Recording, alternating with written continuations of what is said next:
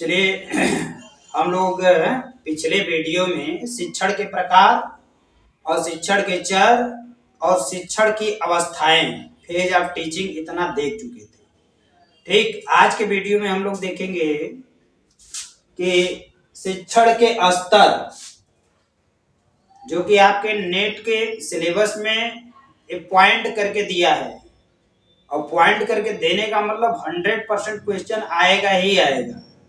अभी इसको बताने के बाद क्वेश्चन सॉल्व कराएंगे तो आपको समझ में आएगा कि कहां से कैसे प्रश्न बनता है इससे। ठीक, तो ये शिक्षण के स्तर, आज के वीडियो में स्तर के बारे में हम लोग चर्चा करते हैं। Level of teaching, level of teaching कितने प्रकार का होता है, कैसे होता है, शिक्षण किया जाता है तो कौन किस स्तर में जाता है, तो इसका हम लोग विस्तार से अध्ययन करेंगे।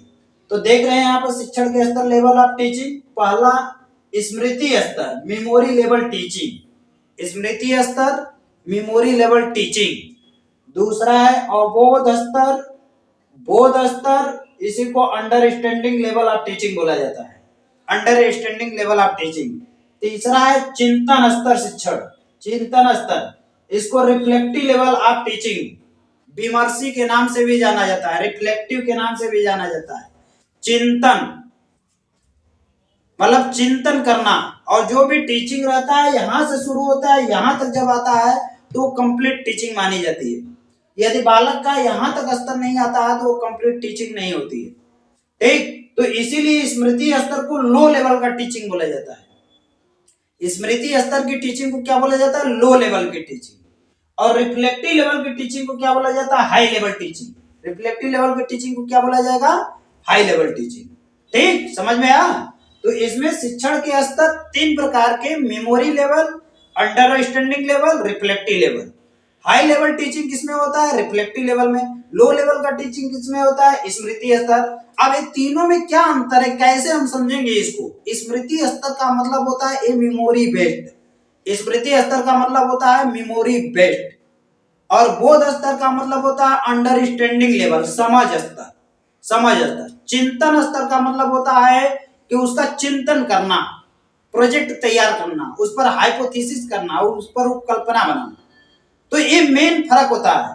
तो पहला देख लेते हैं हम, स्मृति स्तर शिक्षण, मेमोरी लेवल टीचिंग। इसको हर्बर्ट शिक्षण उपागम के नाम से भी जाना जाता है, इसको हर्बर्ट शिक्षण उपागम के भी नाम से जाना जाता है। किस नाम से, हर्बर्ट शिक्षण उपागम के नाम से जाना जाता है। इसको लो लेवल का टीचिंग, लो लेवल का टीचिंग इसलिए बोला जाता है कि इसमें केवल सूचनाएं दी जाती है और उसको मेमोरी में सेट करा दिया जाता है। ये जो हमारा मेमोरी है, मेमोरी में बैठ गया वो, मतलब वो रिकॉलिंग टाइप होता है। रिकॉलिंग टाइप का मतलब याद किया हुआ चीज, सीधा सीधा उसको समझिए, जो याद करते हैं हम उसी को हम स्मृति स्तर कहते हैं।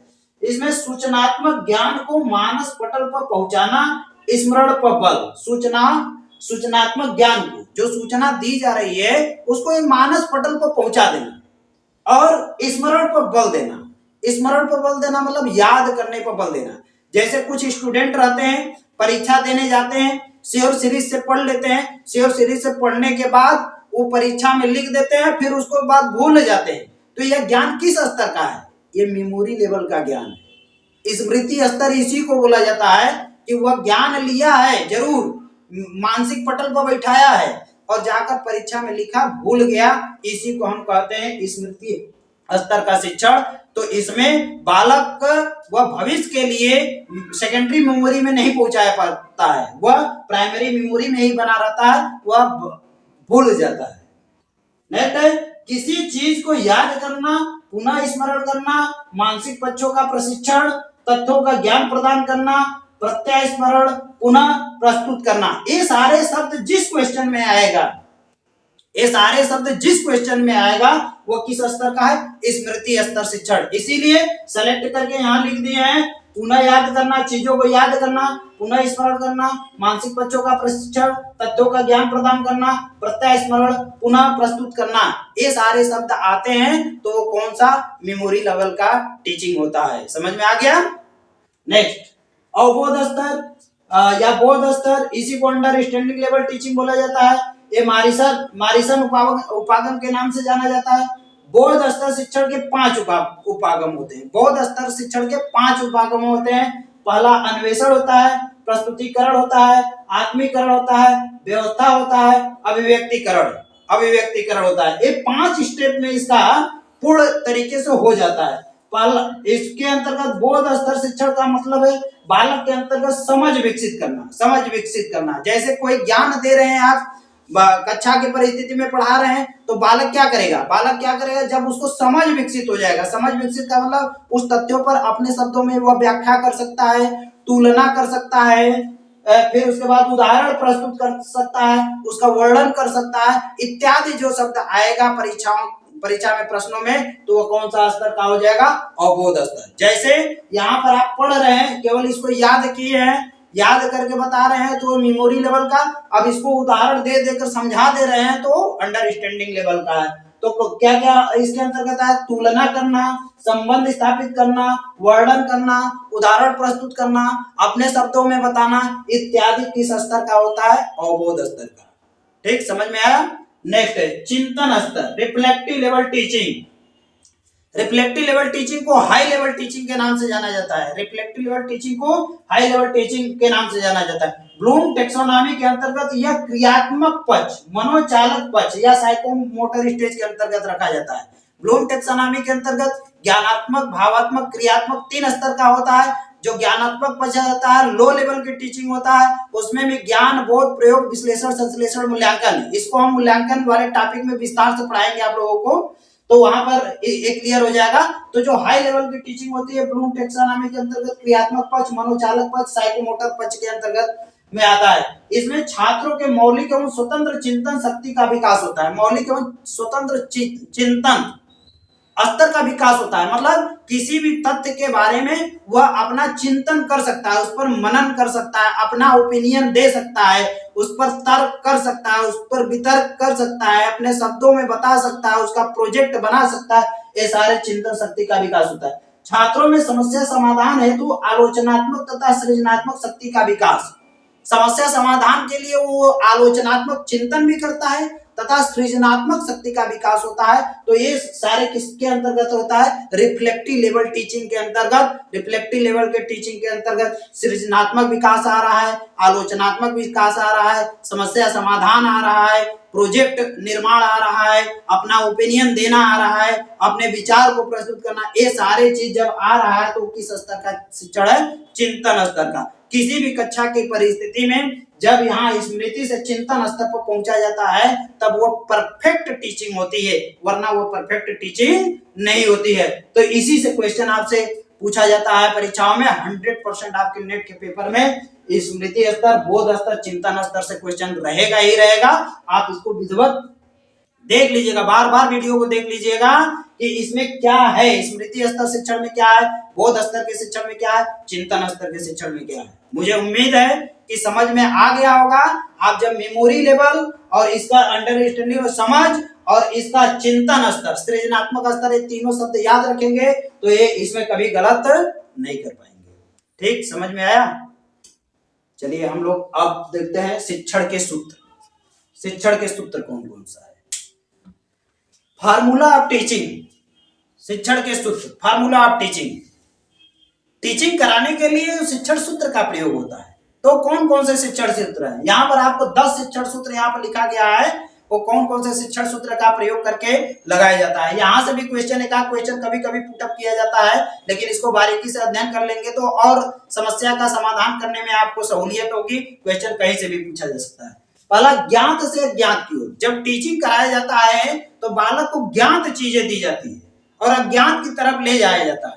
जैसे बालक के सामने सेव दिया जा रहा है, सेव दिया जा रहा है, सेव से कंसेप्ट किसका निकलवाया जा रहा है? ए का। ए फॉर एप्पल, एप्पल माने सेव। जो बालक के समक्ष दिया जाता है, सर्वप्रथम उसको ज्ञात चीजें दी जाती है, जो वो जानता है। हाथी चित्र देखकर बताता है, एलिफेंट मींस हाथी नहीं बोलता है, हाथी से एलिफेंट का निर्माण होता है, बिल्ली से कैट का निर्माण करता है, कुत्ता से डॉग का निर्माण करता है, मतलब कुत्ता से डी का निर्माण, कैट से सी का निर्माण, ई से एलिफेंट का निर्माण, एप्पल से ए का निर्माण, इस तरीके से वो सीखता है। अर्थात ज्ञात से ज्ञात की तरफ हम ले चलते हैं बालक को तो सीख जाता है। उसी तरीके से हायर एजुकेशन में भी कक्षाओं में ज्ञात चीजें प्रस्तुत किया जाता है स्टूडेंट की समझ, और अज्ञात चीजों की तरफ ले जाया जाता है तो वो आसानी से सीख लेता है अज्ञात चीजों को।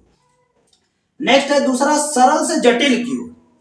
सरल चीज पहले प्रस्तुत की जानी चाहिए स्टूडेंट के समझ। यदि सरल चीज नहीं प्रस्तुत कर रहे हैं तो कठिन चीज वह जल्दी गेन नहीं कर पाएगा। जैसे आपको नेट का पेपर बहुत कठिन लग रहा है कि कैसे अचीव होगा, 10 सेक्शन है, तो वहां पर आपको सरल चीज पहले प्रस्तुत किया जाए।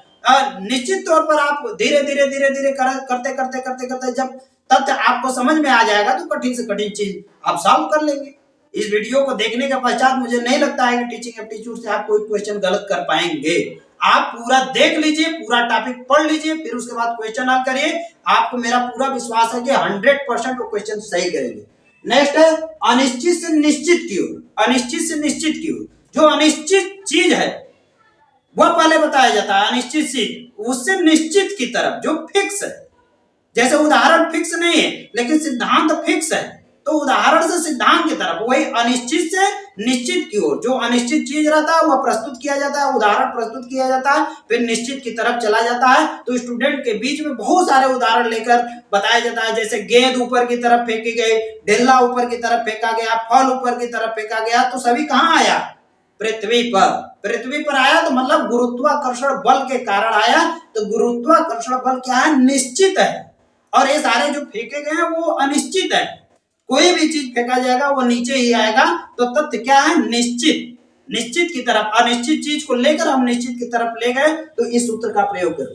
नेक्स्ट है मूर्त से अमूर्त की तरफ। मूर्त से अमूर्त की तरफ क्या होता है? मूर्त चीजें पहले बताई जाती है। मूर्त का मतलब ठोस, जो आंखों से दिखाई देता है, और फिर उसको अमूर्त की तरफ ले चलने का प्रयास करते हैं। मूर्त चीजें रहती हैं, मूर्त को दिखाकर अमूर्त की तरफ ले जाते हैं। जैसे बालक को दिया गया 1 कंकड़, 2 कंकड़, 3 कंकड़, 4 कंकड़, 5 कंकड़, फिर उसके बाद दिया गया 1 कंकड़, 2 कंकड़, 3 कंकड़, 3 कंकड़ दिया गया।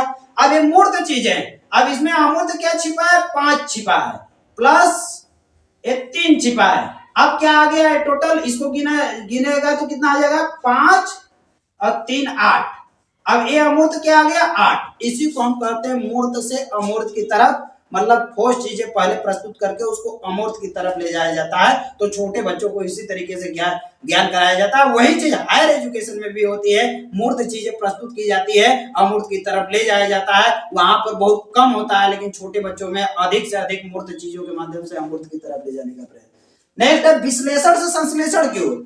विश्लेषण खंड खंड किया जाता है, खंड खंड करके उसको संश्लेषित कर दिया जाता है। तब वह विद्यार्थी उसको अच्छे तरीके, जैसे विद्यालय है तो विद्यालय कहेंगे, विद्यालय क्या होता है? तो आप उसको खंड खंड विश्लेषण कर दीजिए। विद्या धन आलय,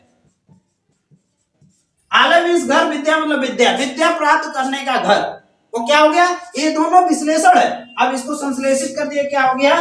विद्यालय।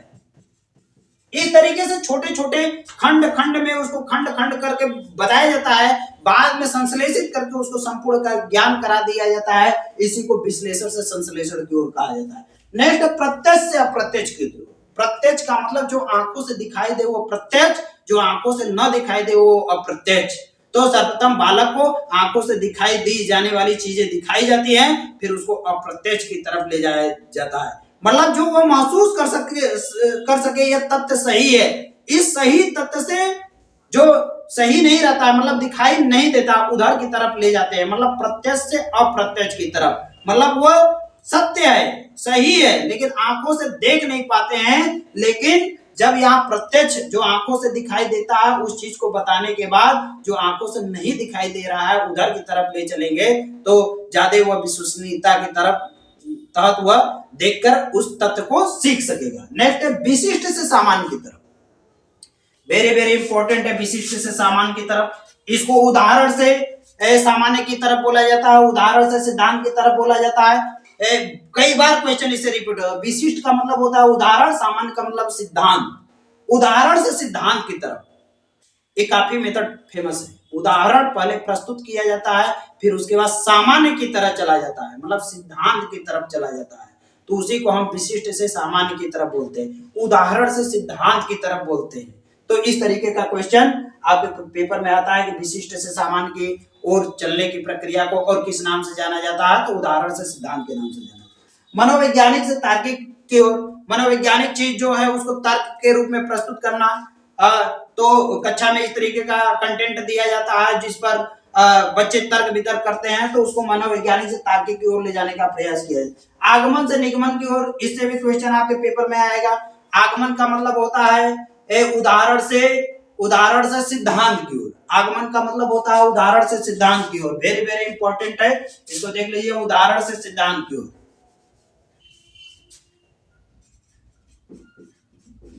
आगमन का मतलब उदाहरण से सिद्धांत की ओर। केवल यही दिमाग में बैठा रहिए, उदाहरण प्रस्तुत किया जाता है और सिद्धांत की तरफ चलता है। फिर उसके बाद विशिष्ट से सामान्य की ओर। आगमन में विशिष्ट से सामान्य की ओर, सामान्य की ओर, विशिष्ट से सिद्धांत की ओर, विशिष्ट सिद्धांत की ओर। ये आपके मतलब आगमन, केवल आगमन में आगमन विधि का प्रयोग बहुत अधिक प्रयोग किया जाता है, उसमें विशिष्ट चीज उदाहरण दिया जाता है, उदाहरण से सिद्धांत की तरफ ले जाया जाता है।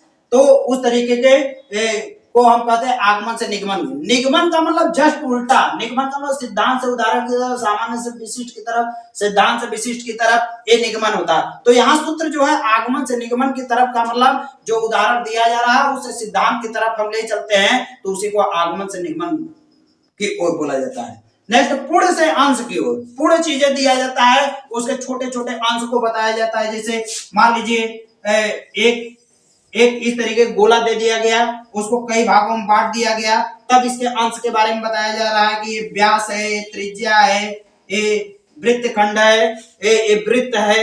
मतलब पूर्ण से अंश की तरफ, ये पूर्ण चीजें हैं उससे अंश की तरफ ले जाने का प्रयास किया जाता है। तो इस तरीके से बालक को छोटे छोटे जो पूर्ण चीज रहते हैं उसके अंश के बारे में बता दिया जाए। जैसे छोटे बालक को बॉडी ऑर्गन नेम के बारे में, पूरी बॉडी है, ये पूर्ण है।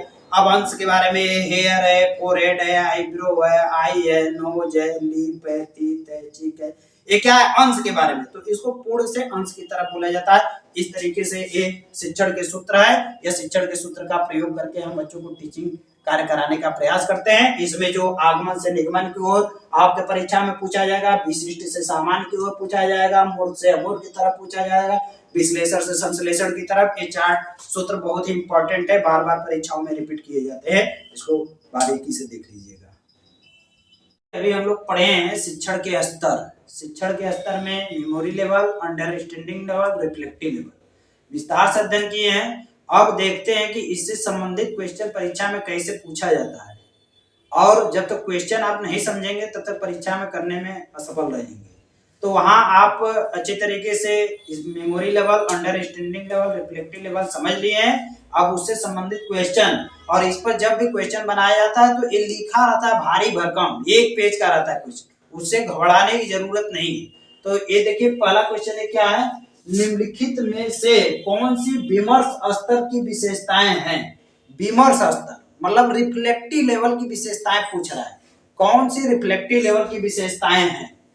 तो ठीक है, अब स्मृति स्तर में बताए ही हैं हम मेमोरी लेवल के, अंडरस्टैंडिंग लेवल की क्या विशेषताएं, रिफ्लेक्टिव लेवल की क्या विशेषताएं, एक विशेषता दिया है। अब नीचे बताना है कि कौन सी विशेषताएं रिफ्लेक्टिव लेवल की विशेषताएं, मतलब विमर्श लेवल की विशेषताएं, या इसी को चिंतन लेवल की विशेषताएं बोला जाता है। तो पहला, विद्यार्थी तथ्यों और सूचनाओं को समझने के द्वारा सीखते हैं। विद्यार्थी तथ्यों और सूचनाओं को समझने की ये किसमें हम बताए हैं, समझना। अंडरस्टैंडिंग लेवल किसमें बताए, समझना, विभेदीकरण करना, अपने शब्दों में वर्णन करना, उदाहरण प्रस्तुत करना, ये किसमें बताए हैं, अंडरस्टैंडिंग लेवल। तो इसका मतलब ए ऑप्शन गलत है। दूसरा है, विषय को रटने के द्वारा सीखने के अतिरिक्त शिक्षण कुछ नहीं होता है। अब इसमें बोल रहा है रटना तो मेरा विमर्शी स्तर का होगा नहीं, रटना मतलब चिंतन स्तर का तो है नहीं, एक इसमें है मेमोरी लेवल का, अर्थात ये भी गलत हो गया। अब नेक्स्ट, समस्या समाधान करने की योग्यता विकास करना।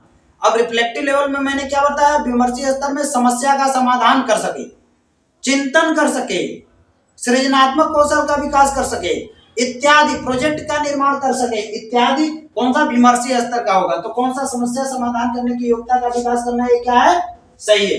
नेक्स्ट है विद्यार्थियों की मौलिक सोच और रचनात्मक, देखिए रचनात्मक भी इसमें आ रहा है, मतलब समस्या समाधान करने की योग्यता विकसित हो जाए, रचनात्मक कौशल विकसित हो जाए, कोई प्रोजेक्ट का निर्माण करना विकसित हो जाए, तर्क वितर्क करना शुरू कर जाए, ये हाई लेवल की टीचिंग होती है, मतलब विमर्शीय स्तर की शिक्षण होता है, तो ये भी इसका सही है। नेक्स्ट है विद्यार्थी कड़े अनुशासन में रखे जाते हैं और रटने पर बल दिया जाता है, ये भी गलत है। एक में ये मेमोरी लेवल का है, ये भी मेमोरी लेवल का हो गया, ये अंडरस्टैंडिंग लेवल का हो गया, ये भी मेमोरी लेवल का हो गया, ये दोनों रिफ्लेक्टिव लेवल का। तो इसमें तीसरा और चौथा कौन सा सही है, तीसरा और चौथा ये वाला सही है, समझ में आया, ये रिफ्लेक्टिव लेवल का होता है, और ये दोनों ए मेमोरी लेवल का है, ए मेमोरी लेवल का, ये किसमें है, अंडरस्टैंडिंग लेवल, समझने का अंडरस्टैंडिंग लेवल, और रटने का जहां रटने आएगा वो मेमोरी लेवल का, यहाँ रटना है तो मेमोरी लेवल का होता है। नेक्स्ट क्वेश्चन देखिए इस पर, नीचे दी गई दो सूचियों में सूची 1 में ब्लूम की वर्गीकी के अनुसार अधिगम के विभिन्न स्तर दिए गए हैं, जबकि सूची 2 में उसके उदाहरण और संबंधित कार्य दिए गए हैं। इन दोनों सूची को सुमेलित कीजिए और नीचे दिए गए विकल्प को सही उत्तर दीजिए। अब देखिए यहाँ एकदम स्पष्ट वही चीज दे दिया गया है, मेमोरी लेवल, अंडरस्टैंडिंग लेवल, और ये विश्लेषण स्तर है, ये सृजनात्मक स्तर है, मतलब नए तत्वों का निर्माण करना, स्मृति स्तर, अवबोध स्तर, विश्लेषण स्तर, सृजन स्तर। अब इसमें देखिए कौन सा, अब इस तरीके का कूट वाला जब भी आता है तो आप मिलाने का प्रयास करिए कि ये तो कौन सा मिल रहा है। जैसे स्मृति स्तर में बताया है क्या, सूचनाओं को याद करना, पुनः स्मरण करना, मेमोरी बेस्ड रहता है। तो आप मेमोरी बेस्ड देखिए इसमें कौन कौन सा है, दी गई संकल्पनाओं का उदाहरण की पहचान करना है, गलत बात है। नए विचार का उत्पन्न करना है, किसमें आएगा, सृजन स्तर में। सूचनाओं का अनुस्मरण करना, सूचनाओं का मतलब अनुस्मरण करने का मतलब जो भी है ये मेमोरी लेवल का, एक किस क्या हो गया, मेमोरी लेवल का। अब अवबोध स्तर किसमें, अवबोध अंडरस्टैंडिंग लेवल में बताया कि उदाहरण प्रस्तुत करना होता है, विभेदीकरण करना होता है, अपने शब्दों में वर्णन करना कौन सा, तो उदाहरण देखिए किसमें है, दी गई संकल्पना उदाहरण की पहचान करना, एक कौन सा, अवबोध स्तर का हो जाएगा। नेक्स्ट है विश्लेषण करना, सूचना का कई भागों में पृथक्करण करना, सृजन स्तर, नए तत्वों का निर्माण करना। अब देखिए इसमें जब इस तरह का क्वेश्चन दिया रहता है, मान लीजिए आपको नहीं भी आ रहा है तो इसको मिलाइए, देखिए स्मृति स्तर का तीसरा सही है, तो ए का तीसरा किसमें है, ये तीसरा है, ए में और कहीं तीसरा नहीं दिख रहा है, ये तीसरा इसी में दे रहा है, और नहीं भी मिलाएंगे तो भी ये सही हो जाएगा आपका। ये कौन सा सही हो जाएगा, अब जब 2 में तीसरा दिया रहता तब आप कंफ्यूजन करते हैं। ये स्मृति स्तर, इस चारों में से कोई आपको एक पता हो जाएगा, आप सही आंसर कर डालेंगे उसका। स्मृति स्तर है, सूचनाओं का अनुस्मरण करना, ये सही है, तो ए में देख रहे हैं तीसरा, और किसी में तीसरा नहीं है तो आंख बंद करके इसी को लगा कर आएंगे तो सही हो जाएगा। ठीक।